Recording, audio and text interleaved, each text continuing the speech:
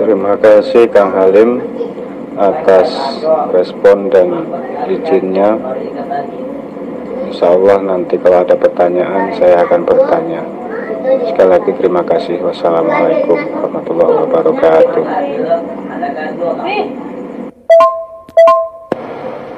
Assalamualaikum warahmatullahi wabarakatuh. Kang Halim, minal aidin wal faizin, mohon maaf lahir dan batin. Saya mau bertanya nih Kang, mohon maaf mengganggu,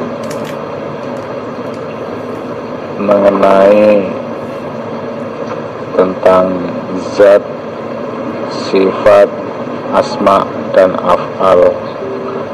Saya belum terlalu paham tentang ini, yang pertama. Yang kedua ialah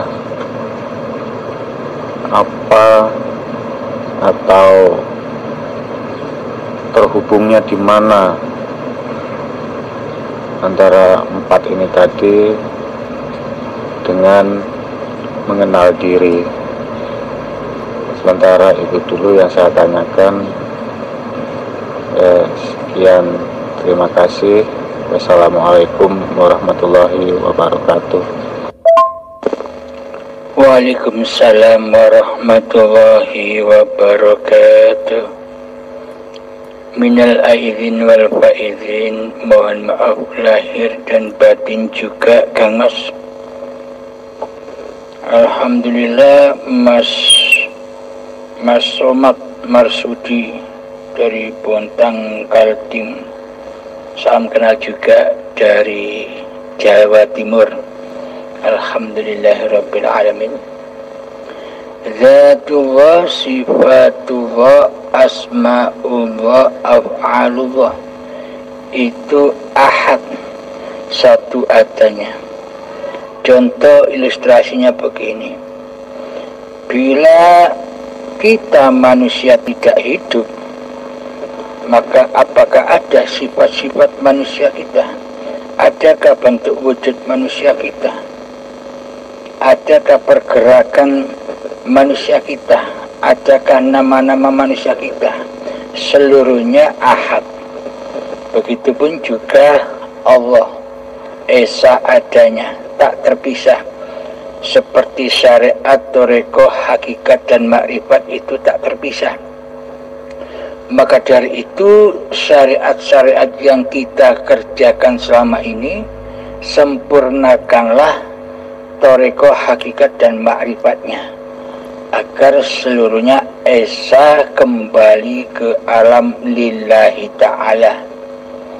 Selama ini ketika kita masih merasa bersyariat, berarti yang nyata, yang wujud, yang hidup di dalam diri manusia ini kan masih teraku-akui oleh manusianya, oleh hambanya lah yang hidup, hambanya lah yang wujud, hambanya lah yang berkuasa, nama hambanya lah yang berkuasa atas hidup. Akan tetapi bila kita mau masuk lagi ke dalam Islam, yakni secara sempurna, karena ini wajib hukumnya, karena Allah perintahkan di dalam firman-Nya, ya ayyuhalladzina amanu, wahai orang-orang yang beriman, udkhulu fis-silmi kafah, masuklah kalian semua ke dalam kepasrahan yang sempurna. Aslam silmi itu pasrah, kepasrahan, keselamatan yang sempurna, agar kita dikatakan benar-benar bertuhan kepada Allah, yakni lillahi ta'ala. Mari kita coba cek bersama. Ketika selama ini kitalah yang merasa sebagai pelaku di dalam syariat, tolong dicek hati kita. Yang ada, yang wujud, yang hidup itu Tuhan, itu Allah sebagai pencipta diri manusia kita, apakah yang wujud, yang hidup di hati kita, yang hadir di hati kita selama ini, ataukah diri kita yang selalu mentuhani di seluruh syariat-syariat yang kita kerjakan selama ini? Tentunya seluruh amal ibadah dan seluruh sholat yang kita kerjakan pasti jatuhnya kepada linafsi. Akulah yang sholat, akulah hamba yang sholat, akulah hamba yang beribadah, akulah hamba yang bekerja, akulah hamba yang bergerak, akulah hamba yang mandi, akulah hamba yang ke pasar. Seluruhnya jatuh kepada alam yang fana, yakni persembahan kita selama ini menyembah yang fana, yakni linafsi. Karena kewujudan diri manusia kita masih sangatlah nyata di dalam hati kita ketimbang Allah sebagai Tuhan seluruh manusia. Karena sifat wajib bagi Allah itu wujud, hidup, kuasa, selama ini telah digoibkan dan ditiadakan oleh mayoritas manusia. Maka dari itu belum sempurnalah iman kita kepada Allah ketika kita masih mentuhani diri kita sendiri, ketika kita masih mensekutukan Allah dengan diri kita di hati kita, mensekutukan hidupnya Allah dengan hidup diri manusia kita di hati kita, mensekutukan kekuasaan Allah dengan kekuasaan diri manusia kita di hati kita selama ini. Berarti yang jadi Allah itu Allah ataukah diri kita di dalam hati kita? Coba dicek, silakan dicek. Mari kita cek bersama hati kita. Oh, ternyata selama ini yang ngaku-ngaku jadi Allah, yang ngaku-ngaku memiliki sifat-sifat wajibnya Allah selama ini kan diri kita sendiri, bukan Allah. Sementara Allah kita goibkan adanya. Maka dari itu, apakah semua yang kita lakukan, yang kita persembahkan, ibadah-ibadah dan sholat itu akan sampai kepada Allah, sementara kita tidak menyembah Allah? Coba tafakuri. Maka dari itu sebelum kita mengenal Allah, maka tak satu pun amal ibadah dan sholat kita diterima oleh Allah. Mana mungkin Allah menerima amal-amal manusia yang tidak menyembah dan mengabdi kepada Allah, melainkan mensekutukan Allah dengan dirinya selama ini.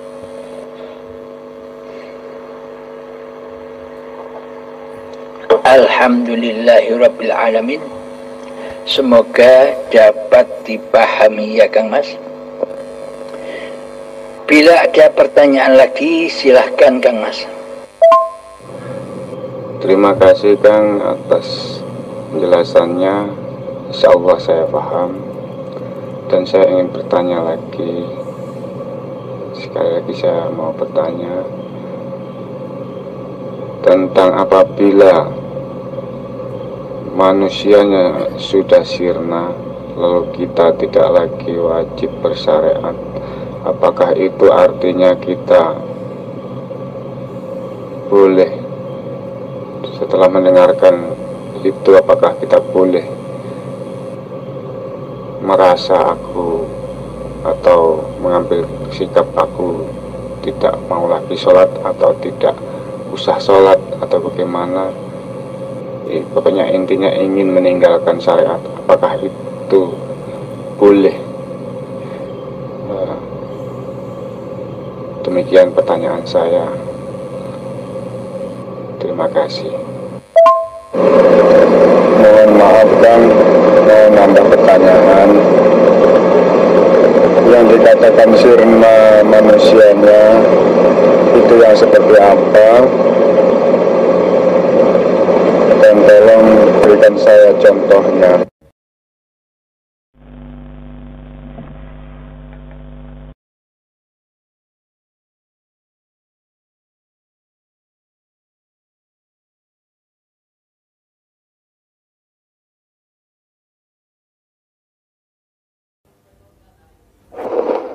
Alhamdulillahirrabbilalamin. Yang dimaksud sirna manusianya yakni adalah bahwa hidup yang selama ini diakui bernama manusianya sudah berganti kepada nama sejatinya, yakni Allah. Ketika nama manusianya muncul menguasai hidup lagi, usirlah, hilangkanlah, panahkanlah, hancurkanlah lagi. Muncul lagi nama manusianya menguasai hidup, usir lagi. Tetapkan dalam nama Allah hidup ini. Itu yang dimaksud manusianya sirna. Nama manusianya sirna, yang ada hanya hayatullah. Untuk tentang syariat, semua manusia bila sudah kembali kepada Allah, bila sudah rojiun kepada Allah, bila sudah menyatakan dalam hati bahwa hidup ini Allah, pasti manusianya sudah meninggalkan syariat-syariat manusianya. Apa maksudnya? Dulu ketika kita masih merajai, menguasai hati, sehingga hati, nyawa, jiwa, roh ini bernama manusia kita yang merasa bersyariat, kita yang merasa sholat, kita yang merasa ibadah, kita yang merasa kerja, kita yang merasa memasak di dapur, kita merasa pergi ke kantor, kita yang merasa naik sepeda dan sebagainya. Kitalah yang menjadi Tuhan di dalamnya selama ini. Itulah yang dimaksud linafsi, yakni menyembah diri, menyembah yang fana. Maka hancurlah seluruh syariat-syariat manusia itu. Karena hakikatnya, karena sejatinya manusia itu tidak bisa bersyariat sedikit pun. Karena seluruh manusia itu disyariatkan oleh hidup Allah sendiri. Jadi Allah lah yang bersyariat. Jadi seluruhnya adalah af'alnya hidup. Bila hati sudah menyadari demikian, itulah yang dimaksud alam lillahi ta'ala, alam bako, alam kekal. Maka seluruh amaliyah yang terjadi di situ akan menjadi kekal. Karena yang beramal, yang beraf'al di dalam badan ini memang yang maha kekal, ya Allah sendiri. Terus pertanyaan Anda, kalau sudah mengenal Allah secara makrifat yang seperti dipaparkan di YouTube ini, apakah saya boleh meninggalkan sholat secara syariat yang selama ini saya kerjakan? Jawabannya, ya tidak boleh. Karena masih ada manusianya, ya wajib syariat. Ya wajib mengikuti aturan manusianya, wajib mengikuti aturan badannya. Kenapa saya bilang tidak boleh? Karena masih ada keinginan manusianya yang ingin tidak sholat secara syariat. Maksudnya ketika sudah nyata bahwa hidup ini Allah, biarlah Allah yang bersyariat, biarlah Allah yang menentukan arah-arah badan-badan ciptaannya. Bukan Anda yang menentukan. Bila masih Anda yang menentukan, apakah bisa meninggalkan syariat-syariat yang selama ini dikerjakannya? Berarti masih ada unsur manusianya yang mau mencari enake dewe. Itu masih makrifatan yang sok makrifat. Bila sudah makrifat, bukan manusianya yang makrifat, tapi Allah lah yang makrifat. Bila sudah makrifat, bukan manusianya yang hidup, tapi Allah lah yang hidup. Bila sudah makrifat kepada Allah, bukan manusianya yang mengurus syariat, Allah lah yang bersyariat. Jadi hambanya hanya diam saja, ikuti saja, mengikuti apa yang diatur dan yang dipergerakkan oleh sang pemilik badan. Alhamdulillahirrabbilalamin. Semoga bisa dipahami. Assalamualaikum warahmatullahi wabarakatuh. Terima kasih Kang. Jawabannya atau penjelasannya sangat super sekali, sangat bagus dan sangat memuaskan saya. Terima kasih sekali. Sekian. Wassalamualaikum warahmatullahi wabarakatuh. Waalaikumsalam warahmatullahi wabarakatuh.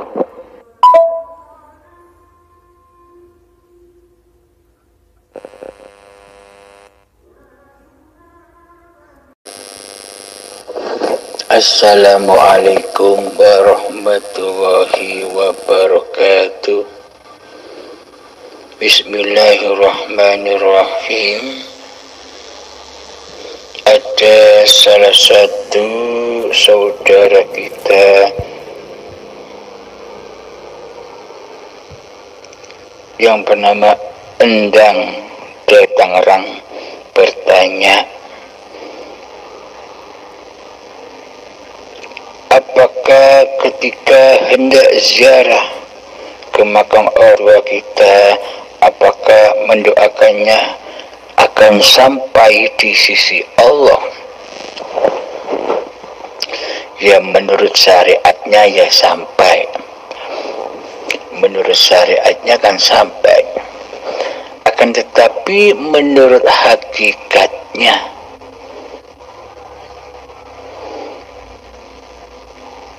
yang mendoakan dan yang didoakan semua perannya Allah, perannya hidup.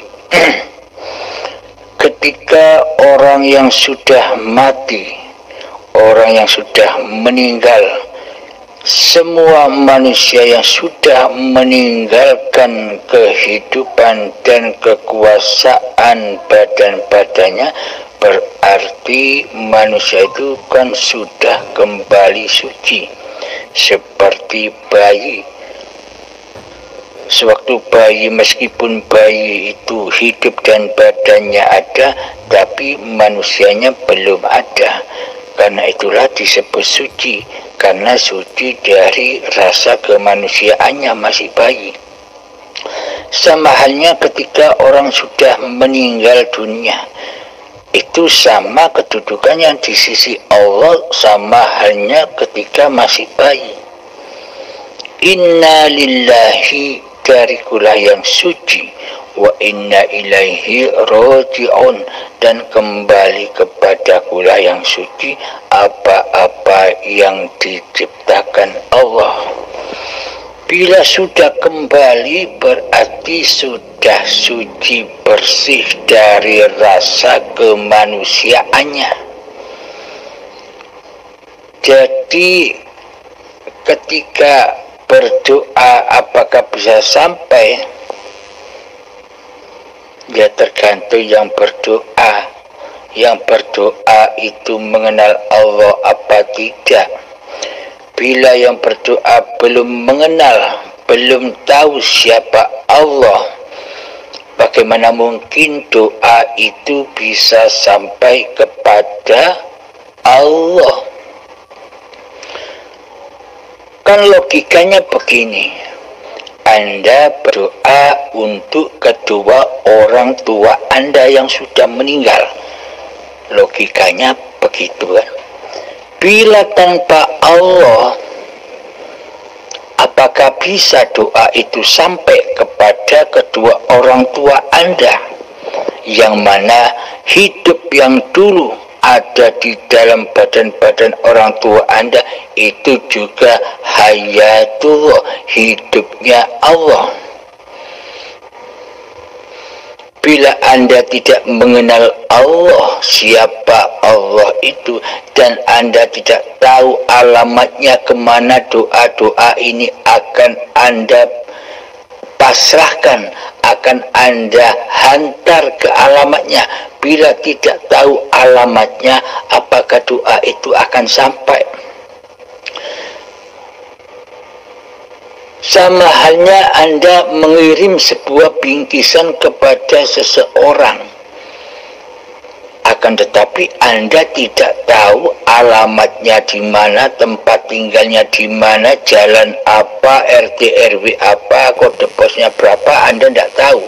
Bagaimana mungkin bisa sampai apa yang Anda hadiahkan, apa yang Anda berikan kepada orang yang Anda maksud, tanpa Anda tahu jalan alamat mereka berada?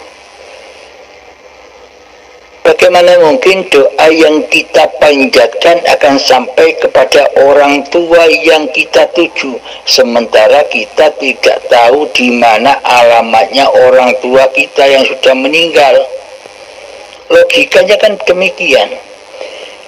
Bila ingin doa-doa kita terkabul sampai kepada apa yang dituju, maka wajiblah kita mengenal siapa yang kita tuju lewat mengenal Tuhan penguasa diri manusia itu yang dituju.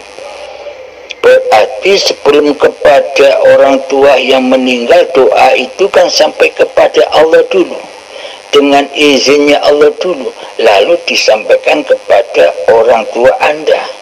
Itu menurut logikanya, syariatnya.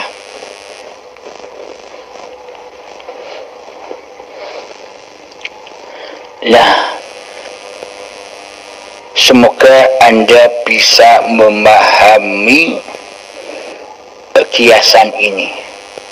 Semoga Anda bisa memahami ya kiasannya ya. Anda artikan sendiri. Terima kasih. Assalamualaikum warahmatullahi wabarakatuh.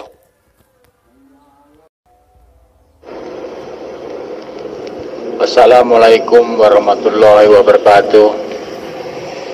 Ini Bang, nama saya Agus. Ini saya mau nanya ini Bang. Kalau sudah mengenal Allah, berarti kita nggak perlu berdoa ataupun meminta Bang kepada Allah. Yang pertama. Yang kedua, kalau sudah mengenal Allah, berarti kita sudah nggak bisa lagi serang penyakit. Penyakit dari dunia, maksudnya serangan dari manusia. Ibaratnya santet, apa penyakit kiriman itu. Berarti kita udah nggak kena kalau diserang kayak gitu kan. Itu saja pertanyaan saya. Assalamualaikum warahmatullahi wabarakatuh. Alhamdulillahirabbil alamin. Untuk Mas Agus, bila kita sudah bermakrifat kepada Allah, apakah masih kita perlu berdoa kepada Allah? Jika kita masih berdoa kepada Allah, meminta-minta kepada Allah, berarti masih wujud diri manusianya, masih gemar meminta-mintanya babakan dunia. Akan tetapi bila manusia sudah bermakrifat kepada Allah, ingat, yang dimaksud bermakrifat itu bukan manusianya yang bermakrifat, Allah lah yang bermakrifat. Bila manusianya sudah kembali ke alam keabadiannya, yakni alam kegoibannya, ketiadaannya, kematiannya, apakah mungkin manusia itu berdoa? Apakah mungkin manusia itu merengek-rengek tentang keinginan dunia? Kan tidak mungkin, karena manusianya sudah tidak ada. Bagaimana mungkin manusia itu berdoa? Itu jawabannya, Kang Mas. Karena manusianya sudah tunduk patuh, sudah rela dan ridho kepada apa yang diputuskan kodok dan kodarnya Allah. Jadi bagi manusia yang sudah bermakrifatullah, sudah malu untuk berdoa. Apa yang diinginkannya sudah tercapai, apalagi yang diinginkan, kecuali bersama wajhullah, bersama Tuhannya. Maka sudah tak ada cinta lain kecuali mahabbatullah di hatinya. Terus pertanyaan yang kedua, apabila manusia itu bermakrifat kepada Allah, apakah masih bisa diserang oleh manusia lain seperti santet, tenun dan sebagainya? Semua keadaan-keadaan yang dialami oleh manusia itu adalah ujian, baik anugerah ataupun bencana yang dialami manusia itu adalah ujian bagi manusianya. Di dalam anugerah itu manusianya bisa berjumpa dengan Tuhannya atau tidak. Di dalam bencana itu manusianya bisa bertemu Tuhannya atau tidak. Itu yang menjadi nilai-nilai keimanannya. Kanjeng Nabi Muhammad pun ketika dilempar, keluar darahnya dari bibirnya. Kanjeng Nabi Muhammad itu, apalagi manusia seperti kita. Jadi apapun yang kita rasakan, apapun keadaan yang kita alami, tetaplah di situ menyaksikan Allah lah yang mengadakan semua keadaan ini. Ya muqallibal qulub, tsabbit qalbi ala dinik. Wahai zat yang membolak-balikkan hati, kadang taat, kadang maksiat, kadang baik, kadang buruk, semuanya tetapkanlah, saksikanlah bahwa Allah lah yang mengadakan keadaan keduanya. Jangan sampai kita memandang keadaannya, jangan sampai kita fokus kepada anugerah atau bencananya. Fokuslah kepada siapa yang mengadakan semua itu. Jika tanpa Allah, jika tanpa hidup, apakah mungkin Anda bisa merasakan kedua keadaan itu? Jadi yang terpenting di hati kita, apapun keadaan kita, apapun itu, tetaplah pandang, saksikan bahwa hiduplah yang berkehendak dan yang menguasai keadaan itu. Maka selamatlah hati kita dari hal-hal yang selain Allah. Bila kita fokus kepada keadaannya, seumpama Anda kena tenun atau santet, loh kok masuk ini, padahal aku bermakrifat kepada Allah, kok masih bisa digarap orang. Ini tandanya Anda belum makrifat kepada Allah. Masih nyata wujud kemanusiaannya yang mentuhani badan dan hidup ini.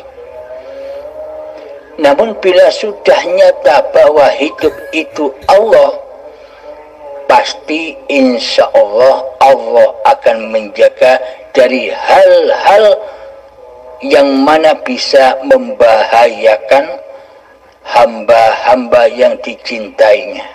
Maksudnya bukan manusianya loh yang makrifat loh ya, bukan manusianya. Tak satu pun manusia bisa bermakrifat kepada Allah kecuali Allah sendiri yang bermakrifat. Maksudnya ketika manusia sudah kembali ke alam ketiadaannya, insya Allah tidak akan merasakan apa-apa yang terjadi dalam keadaan kejadian apapun yang kita hadapi dan rasakan. Semuanya berpulang kepada hati yang mutmainnah, hati yang selamat memandang selain Allah. Jadi pandangan hatinya, saksinya hati tetap bahwa Allah lah yang berkuasa atas seluruh hamba-hambanya. Demikian Kang Mas. Assalamualaikum warahmatullahi wabarakatuh.